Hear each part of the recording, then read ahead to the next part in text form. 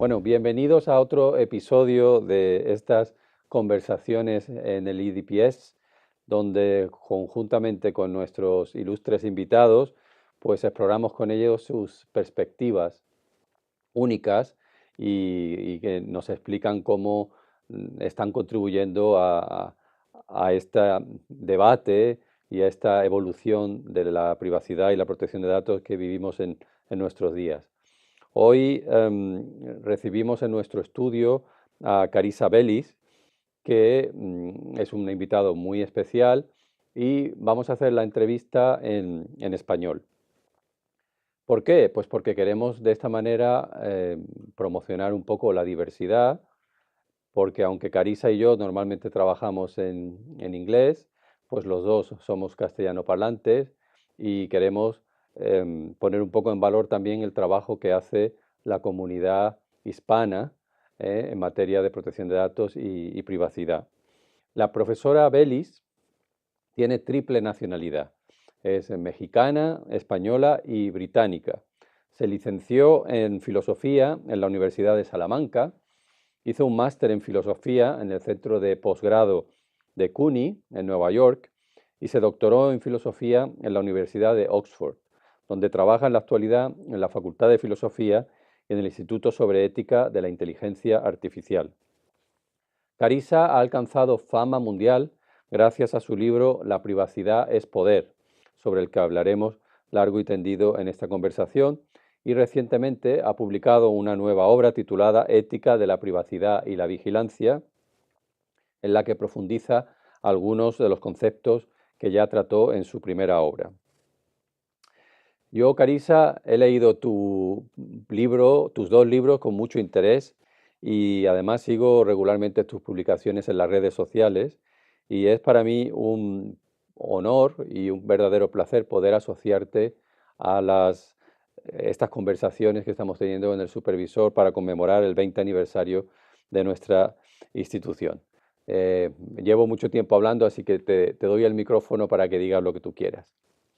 Muchísimas gracias por invitarme. Es un placer estar aquí contigo, Leonardo, con alguien con tanto conocimiento y con tanta experiencia en las instituciones europeas, en un aniversario tan importante y en un momento histórico tan importante en donde nos jugamos tanto.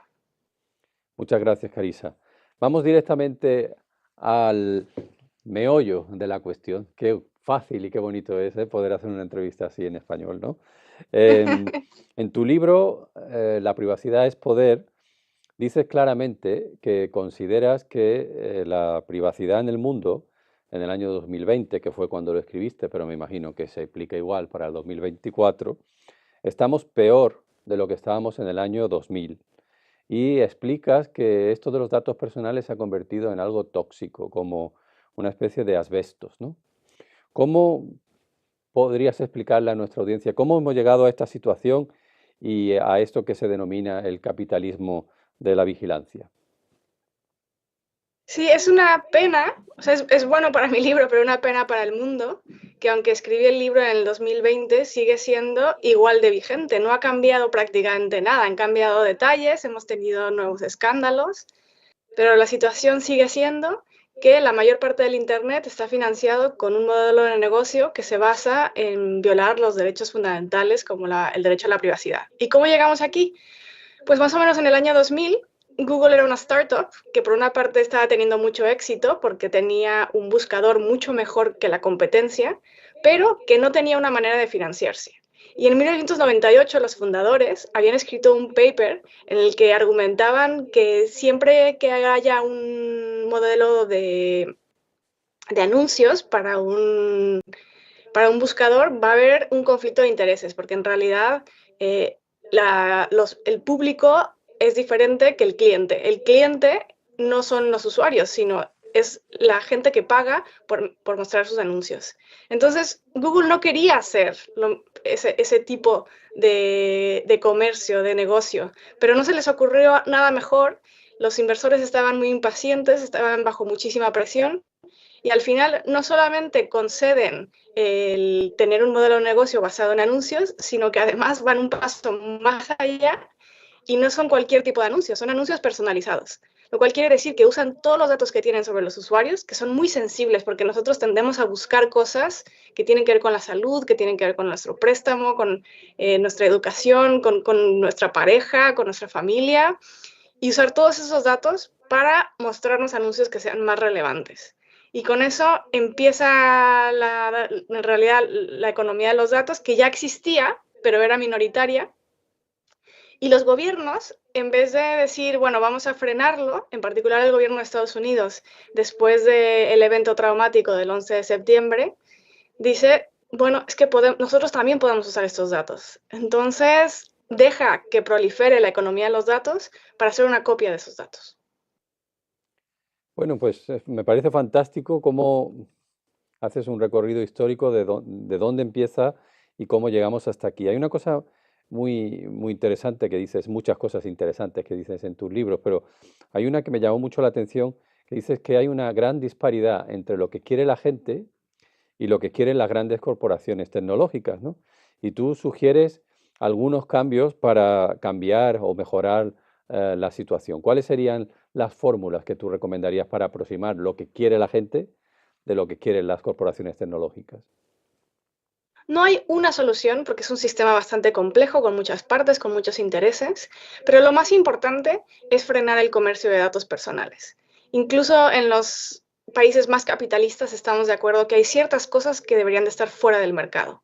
No vendemos ni compramos personas, no vendemos ni compramos órganos, no vendemos ni compramos el resultado del partido de fútbol y, muy importante, no vendemos ni compramos votos, porque eso va en contra del espíritu de la democracia. Y por las mismas razones no deberíamos de vender ni comprar datos personales, porque al final se utilizan para lo mismo, se utilizan para propaganda personalizada que pone en juego la integridad de las elecciones.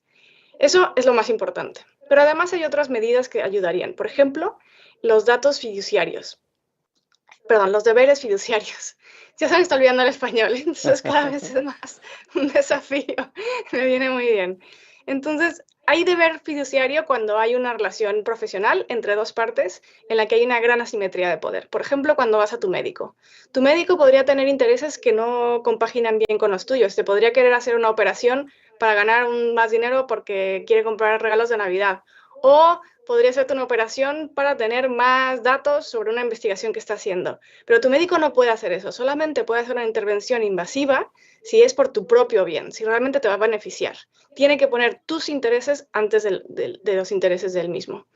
Y deberíamos hacer lo mismo con los datos personales. Si hay una empresa o un profesional que necesita acceso a los datos personales, ya sea tu médico o sea una empresa diferente, perfecto, pero tiene que aceptar cierto tipo de responsabilidad, porque son datos muy sensibles que ponen en juego no solamente la seguridad y el bienestar de la persona, sino también de la sociedad.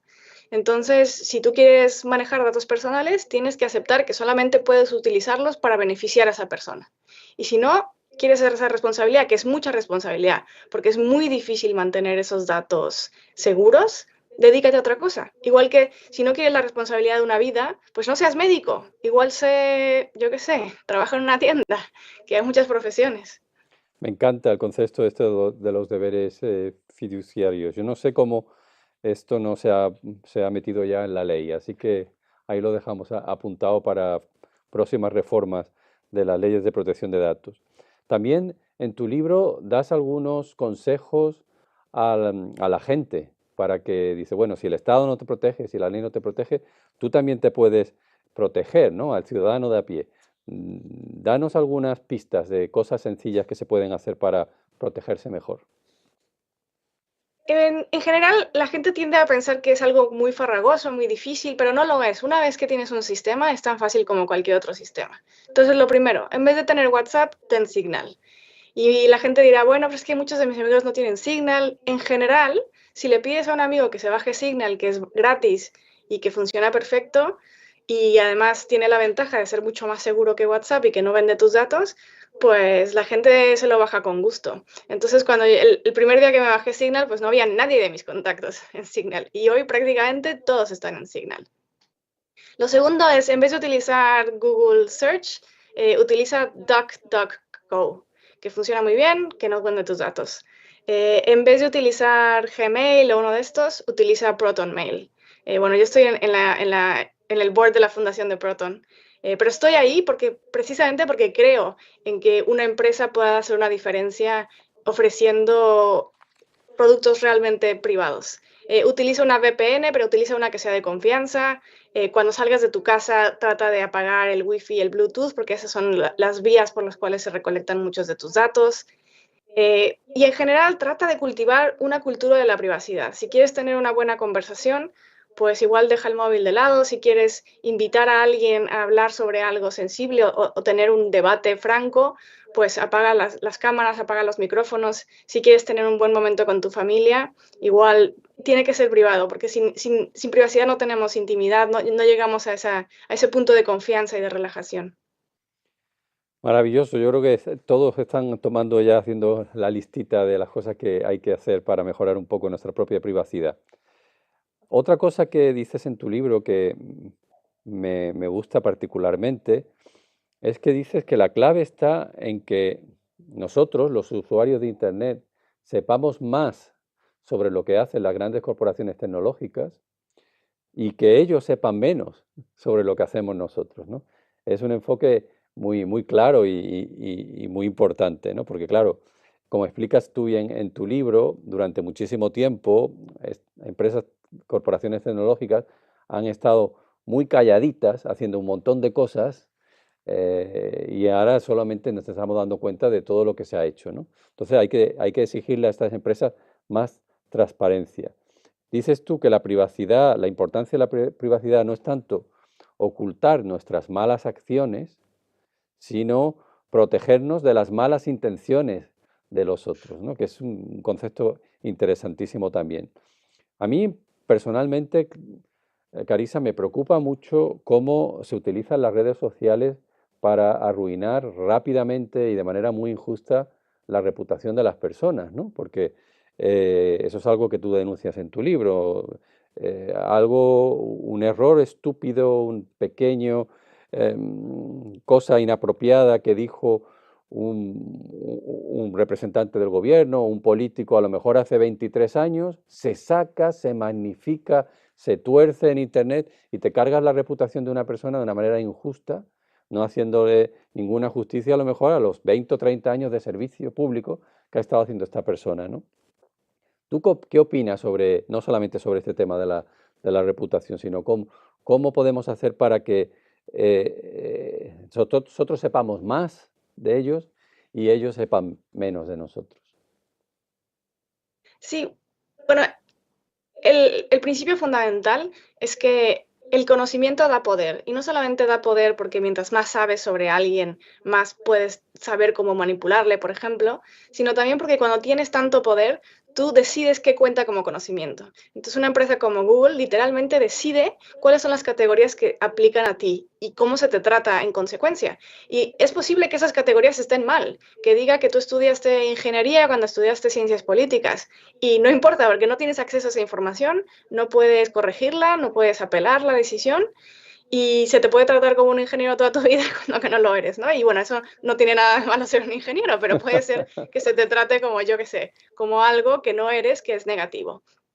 Y entonces, la idea es que tenemos que saber mucho más de estas empresas, cómo funcionan, qué datos están recopilando, a quién se los están mandando, qué categorías nos aplican y asegurarnos de que ellos tengan mucho menos información sobre nosotros, porque la única manera de asegurarte, por ejemplo, que no te van a tratar diferente por tu religión, por poner un ejemplo, es si no tienen acceso a esos datos, porque si no, siempre te pueden decir que no contó en su decisión, pero ¿tú qué vas a saber? ¿Y cómo vas a saber el día que solicites un trabajo que esa información no se utilizó en tu contra? Porque siempre te pueden decir que había un candidato que era más acorde a la cultura de la empresa o algo así.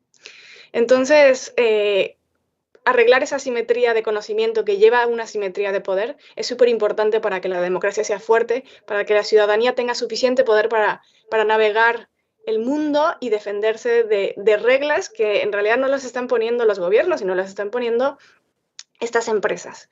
En cuanto a las redes sociales, es un arma de doble filo, nunca mejor dicho, porque por una parte quieres tener la oportunidad de arruinar la reputación de alguien que se lo merece. Entonces, por ejemplo, las redes sociales han sido fundamentales en el movimiento Me Too, que ha sido muy importante porque el Estado de Derecho no está haciendo su trabajo. en esos casos. Simplemente no está haciendo su trabajo. Pero al mismo tiempo, una cultura en donde se puede arruinar la reputación de alguien, deja ya por lo que pudo haber hecho hace 30 años, que es muy controvertido porque, bueno, hace 30 años el contexto era diferente y demás, y que se puede sacar de contexto. Le puedes arruinar la reputación a alguien simplemente burlándote de esa persona, sin que esa persona haya hecho nada incorrecto, nada inmoral y mucho menos ilegal. Y sobre todo también apuntar que normalmente no es al azar. Las personas que más sufren en redes sociales son las mujeres, y es una manera de silenciar a las mujeres y de empujarlas fuera de la vida pública, fuera de la política, fuera del periodismo, fuera de la academia.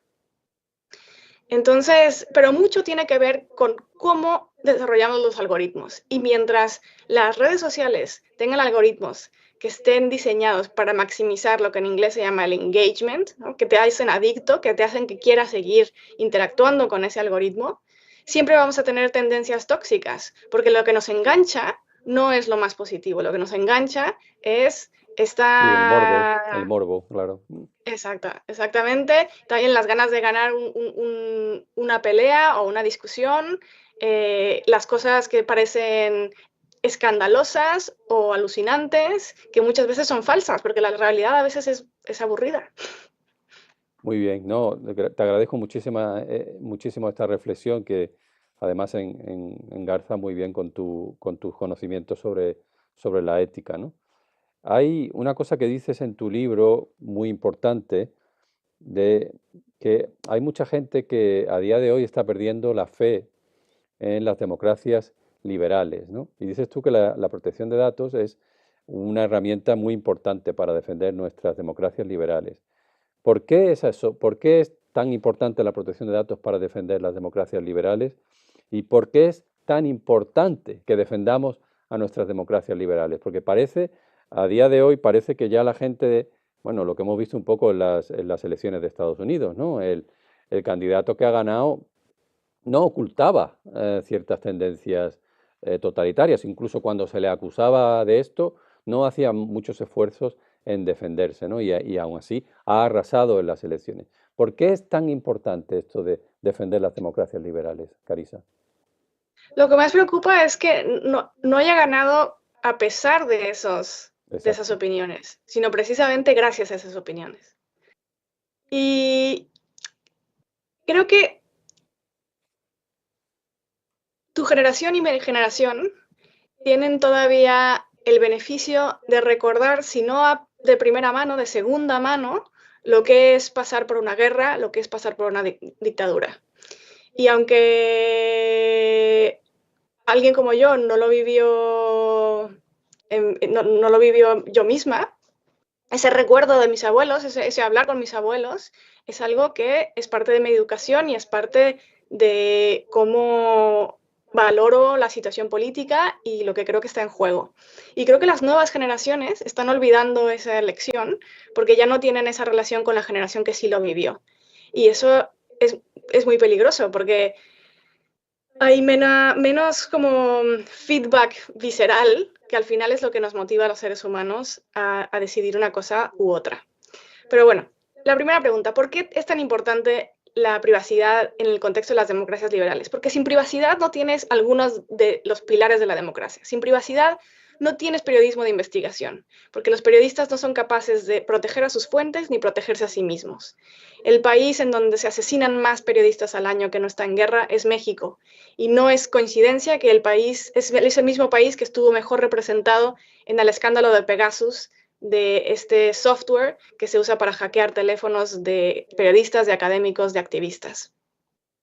Sin privacidad no tienes relación de confidencialidad con tu abogado. No puedes llamar a un abogado y preguntarle algo sabiendo que esa comunicación es privada. No sabes si le vas a estar escuchando una compañía o el gobierno. Sin privacidad no tienes libertad de expresión, no tienes libertad de asociación porque todo se sabe, y cuando empiezas a temer que se sepa, empiezas a autocensurarte, a no hacerte ciertas preguntas, a no tener ciertas conversaciones, a no ir a ciertos eventos. Y sin privacidad no existe la posibilidad de protestar anónimamente. El anonimato fue un desarrollo social crucial para el desarrollo de las democracias, que se dio un poco por como efecto secundario del crecimiento de las ciudades. Y cuando usamos, por ejemplo, reconocimiento facial y cuando seguimos a las personas a través de su teléfono, las personas ya saben que ya no pueden protestar anónimamente y dejan de salir a las calles. Y en el momento en el que dejas de salir a las calles cuando hay injusticia, ahí estás empezando a renunciar a la democracia. ¿Y por qué es tan importante la democracia? Porque yo también empatizo con la gente joven que dice, bueno, este sistema no está funcionando para mí, no tengo la vida que se me prometió, no confío en mis políticos, no siento que me representan, ¿por qué no voy a querer votar por alguien que sea más eficiente? Y eso es algo interesante. La democracia es terriblemente ineficiente y es desesperante.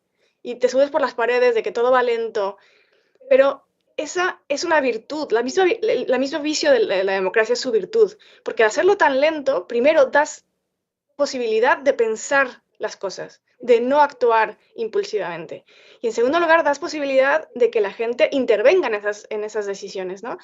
Antes de que pase una ley, primero se pasa con una propuesta y hay muchas oportunidades para que ONGs, ciudadanos, periodistas, académicos intervengan. Si tú eres un dictador, puedes decidir lo que sea, en el momento que sea, y sí es muy eficiente, pero también es increíblemente peligroso porque depende de una persona. Además, depende de una persona que tiene tanto poder que, aunque tuviera las mejores intenciones, si tú te imaginas el dictador más benévolo del mundo, tenemos muchísimo conocimiento de cómo el poder termina nublando la perspectiva de las personas. Literalmente, el poder nos hace tontos, literalmente. Y eso es increíblemente peligroso para tomar decisiones tan importantes. La democracia es el mejor sistema que conocemos para tener el mayor nivel de libertad posible. Libertad para pensar, libertad para hacer, libertad para expresarte, libertad para experimentar con nuevas formas de vida. Maravilloso, Carissa. Yo creo que puedo suscribir hasta la última coma de lo que has dicho. No sé, creo que había un político estadounidense que decía aquello de que el poder corrompe, ¿no? Y el poder absoluto corrompe absolutamente, ¿no?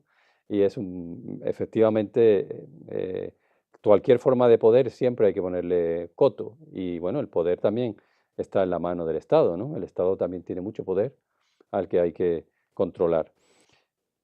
Vamos a hablar ahora de la manipulación en las redes sociales, la manipulación electoral.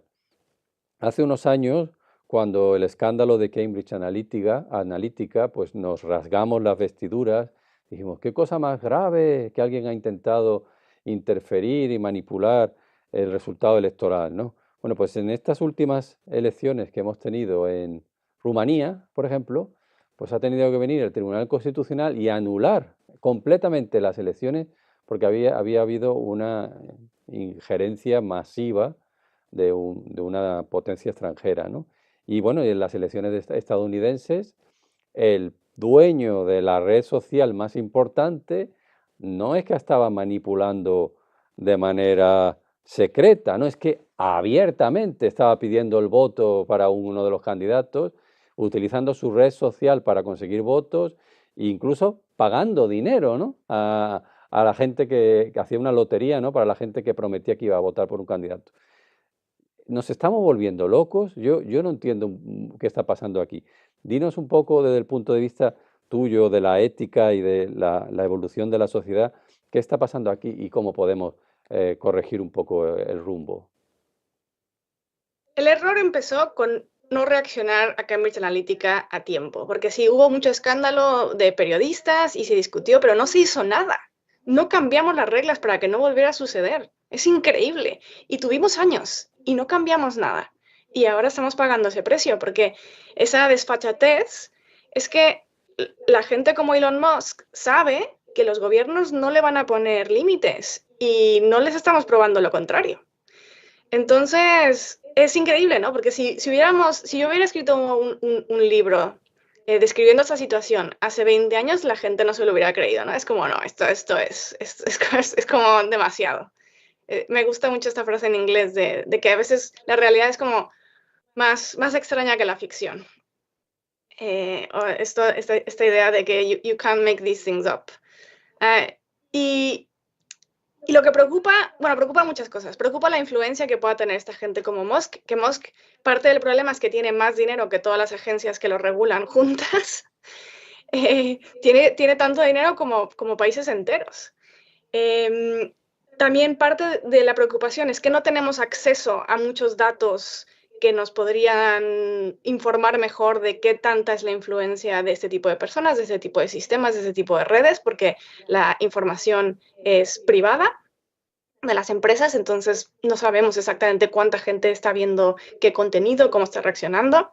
Entonces solamente tenemos indicios, podemos inferir, pero muchas veces no nos damos cuenta de exactamente qué pasó en una elección hasta años después, y eso sí tenemos suerte. Ha habido casos, por ejemplo, sabemos que en las elecciones, me parece que fueron del 2014 en Islandia, se mostró anuncios en Facebook sobre si la gente votaba o no votaba. No tenemos ni idea cuánta gente lo vio, ni exactamente cuál era el contenido, ni cómo reaccionaron. Y ha pasado 10 años. Entonces, para defender la integridad de las elecciones necesitamos reglas mucho más robustas, como las desarrollamos para la televisión y para la radio, de qué se vale en una campaña política y qué no se vale. Muchas gracias. Sí, aquí tenemos un problema eh, sistémico, yo creo, ¿no? Porque, claro, todas estas cuestiones electorales, pues la Unión Europea no tiene competencia realmente, son todavía cuestiones que están sometidas a la soberanía nacional. Entonces habría que verdaderamente dar competencia a nivel europeo para poder hacer más, ¿no? Es un problema sistémico nuestro, de nuestro continente, pero efectivamente esto es un wake-up call, ¿no? Hay que, esto está pasando y hay que hacer algo al respecto. No tenemos mucho más tiempo, tenemos que terminar ya. Yo quería hacerte dos preguntas en una. Son preguntas de mucho calado, pero hay que ir rápido. Una es esta cosa que se dice continuamente, ¿no? De la regulación está afectando a la innovación, ¿no? Que es un mantra que se repite continuamente. ¿Qué opinas tú sobre esto? Y luego que me hagas una reflexión sobre la importancia de la ética. Porque hay mucha gente, yo recuerdo cuando nuestro anterior supervisor, Giovanni Buttarelli, eh, empezó a hablar sobre la importancia de la ética en el año 2016, 2018. Él fue uno de los primeros que alertó sobre los peligros de la manipulación electoral, era un visionario. Mucha gente le criticaba porque decía, Giovanni, pero esto de la ética, esto es muy washy-washy, esto no se puede aplicar, lo que hay que hacer es aplicar la ley. Y él decía, no, hay que hacer las dos cosas. Y en tu libro tú abogas por aplicar las dos cosas, la ley y la ética. Y me gustaría darte la oportunidad que nos explicaras un poco por qué esto es tan importante. Sí, bueno, es tan importante la ética porque la ley es lenta y tiene que serlo, y la ley solamente establece requisitos mínimos para una convivencia social libre en una democracia. Porque si empujas la ley a ser más ambiciosa, corres el riesgo de pasarte. Entonces, por ejemplo, un ejemplo que doy es, todo el mundo estamos de acuerdo que es moralmente incorrecto traicionar a tus amigos, pero no queremos que eso sea parte de la ley porque se convierte en un estado policial fácilmente. Entonces, una ilustración histórica de por qué es tan importante la ética es la ética médica, que nadie la critica como muy washy-washy y que todos nos queda muy claro que es muy importante porque todos vamos a acabar en el médico tarde o temprano. Y si hubieras acabado en el médico en los años 40 o 50, cuando todavía no existía la disciplina de la ética médica, tu médico te habría podido no dar el diagnóstico, tú tenías que obedecer las reglas del médico sin hacer preguntas, te podían incluir en un experimento sin decirte que era un experimento, si tenías una operación podías estar inconsciente y el médico prestar tu cuerpo a los alumnos para que practicaran sin decirte, todo tipo de salvajadas que la ética médica ha limitado y que hemos evitado mucho sufrimiento innecesario y mucha injusticia innecesaria de esa manera. Y nadie lo cuestiona a estas alturas, después de la historia que conocemos. Y la ética digital no es nada diferente, porque un algoritmo puede ser tan nocivo como la más nociva de las medicinas o como el experimento más nocivo que te puedas imaginar. Así que no es nada nuevo, no estamos reinventando nada, si hay que aprender de la historia. Eso para empezar. Perdón, ¿cuál era la La primera otra pregunta? pregunta es esa falsa dicotomía entre Sí, regulación e sí, sí. innovación, ¿no? Que es un mantra Sí, sí, sí. de determinados círculos, ¿sí? De nuevo, cuando vemos la historia, eso no se sostiene. En primer lugar, o sea, sería una aberración que vamos a regular todas las industrias de la historia y del mundo, menos la tecnología. O sea, regulamos a los bancos, regulamos a los médicos, regulamos a los automóviles, a los aviones, a la comida, a las medicinas. Pero no, la tecnología no hay que tocarla. Eso no tiene ni pies ni cabeza. Eso va a empezar. Pero además, cuando ves la historia, de hecho, la regulación ha sido muchas veces un catalizante de la innovación. En el momento en el que se le dice a los automóviles, no, tus automóviles son demasiado peligrosos, la reacción de los automóviles es, no. A ver, la gente va a odiar tener que usar cinturón, se ven horribles, son incómodos, esto es un desastre. Y además, si la gente se choca y se mata, es porque son malos conductores. Lo que hay que hacer es decirles que conduzcan mejor y que no tomen alcohol. Y por supuesto que hay que conducir bien y por supuesto que hay que no tomar alcohol. Pero eso no quitaba que los automóviles podían ser muchísimo más seguros de lo que eran hace 20, 30 años. Podían ser más seguros en el diseño, en los materiales, en cómo reacciona el automóvil cuando hay un impacto, en tener las bolsas de emergencia, de aire, como se llamen. Había muchísimas cosas que podía hacer la industria automovilística. Y de hecho fue la regulación lo que empujó la innovación en este sentido, a encontrar los materiales adecuados, a estudiar mejor la física de los automóviles, a desarrollar sistemas como los de la bolsa de aire. Entonces, justamente la buena innovación, claro que va a impactar, perdón, la buena regulación, claro que va a impactar la innovación, pero para bien. Claro. Oye, Carissa, antes de cerrar y que tengo que cambiar de cámara y mirar a otro lado, mirándote a ti, te agradezco muchísimo por las cosas tan interesantes que has publicado en tus libros. Yo, la verdad, te veo muy joven, yo me veo muy viejo, yo te veo a ti muy joven y me he sorprendido muchísimo viendo el peso y la sabiduría que has puesto en estas publicaciones. De verdad, es muy sorprendente ver una persona, por lo menos que parece tan joven como tú, a lo mejor haces trampas, ¿no? Pero hablando y escribiendo con tanta eh, convicción y tanto peso. Así que yo te animo a que sigas, por favor, con tu labor académica, que es muy importante, y que sigas hablando, yendo por el mundo. Te agradezco muchísimo el tiempo que has sacado para nosotros. Hemos tenido que estar haciendo encajes de bolillo para poder encontrarte, sacarte 45 minutos. Sabemos lo ocupada que estás, lo solicitada que estás, así que en nombre de todos los que escuchan esta entrevista te lo agradezco encarecidamente y ya te pongo en la categoría oficial de amigos del Supervisor Europeo de Protección de Datos. Te doy la medalla simbólica y te agradezco mucho que te hayas asociado a este cumpleaños del supervisor. Te dejo decir una despedida y después ya despido yo el episodio. Es absolutamente un honor ser amiga del supervisor y muchas gracias a ti por leerte los libros, ¿no? Porque si yo escribo y nadie los lee, pues aquí no pasa nada. La magia está justamente en pensar en estas cuestiones juntos y en pensar en cómo podemos ponerlos en la práctica y cómo podemos defender la privacidad. Soy menos joven de lo que parezco, mucho me temo. Eso estoy y empezando contando. a pensar. Sí. Pero muchísimas gracias por tu tiempo y por defender la privacidad y por defender este proyecto europeo en donde nos jugamos nuestra forma de vida. Muchísimas gracias, Carissa. Bueno, pues a nuestra audiencia estamos muy contentos de que hayan seguido este capítulo especial en español que subtitularemos en inglés para que todo el mundo lo pueda comprender y esperamos que estas perspectivas tan interesantes que ha traído hoy Carissa pues os hayan enriquecido. Si te gustó este episodio con Carissa, pues te invito a que vayas y escuches otros de los 20 episodios que hemos grabado en este año y que son todos verdaderamente interesantes. Soy Leonardo Cervera Navas, secretario general del Supervisor Europeo de Protección de Datos, y ha sido un placer entrevistar hoy a Carissa Vélez, profesora asociada en la Facultad de Filosofía y el Instituto de Ética en Inteligencia Artificial. Nos vemos en la siguiente charla.